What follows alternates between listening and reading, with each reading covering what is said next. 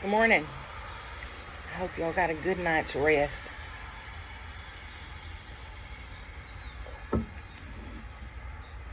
Woke up this morning thinking about old people. Now, in my day, going to see my grandparents was probably one of the biggest joys I ever had. But of course, I was raised a lot by my dad's parents. And growing up, I made sure that every weekend I got to go back to where they were. I'd get out of school there on Ogden Elementary, and I'd walk. I'd already had my little bags packed and everything, and I'd walk to the bus station, which was on the north side of town. It's probably about 2 miles. I mean, I'm like 6, 7 years old doing this. Not something we'd let our children do today. And if I was running a little bit late, the bus driver knew me, and he'd always wait just a few minutes to make sure I was coming or not. And I had my ticket already, so it wasn't like I had to wait in line to get a ticket. The guy's name was George. I'd call him Mr. George, and he'd say, "No, my name is just George." I said, "Okay."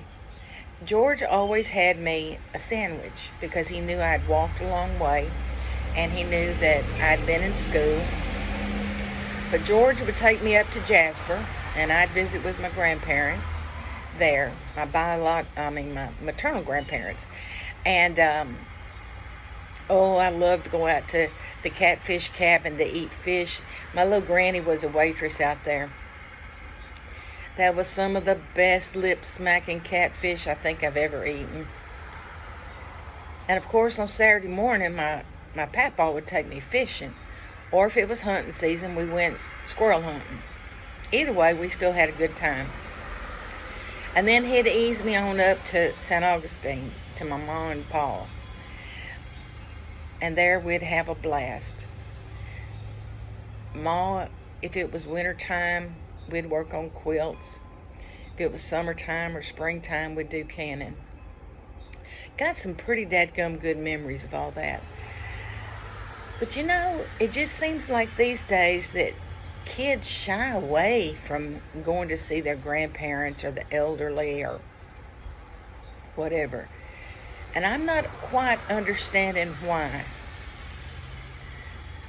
Because dealing with the older generation that we deal with Quilts for Vets, there's so much history inside each one. I thought we were going to make a quick trip this weekend, and we were going to only see maybe 3 of my veterans. And I get a phone call from one that's 105 that through the paper mill she might have heard that we were coming. Well, of course, we have rearranged the itinerary just so that we make sure that we get to go by and see her. Because if we don't take care of our old people, it's kind of like not taking care of a baby. But the difference is that the old people, they got knowledge and things that we could learn from, that we could use, that we could help us understand life a whole lot better.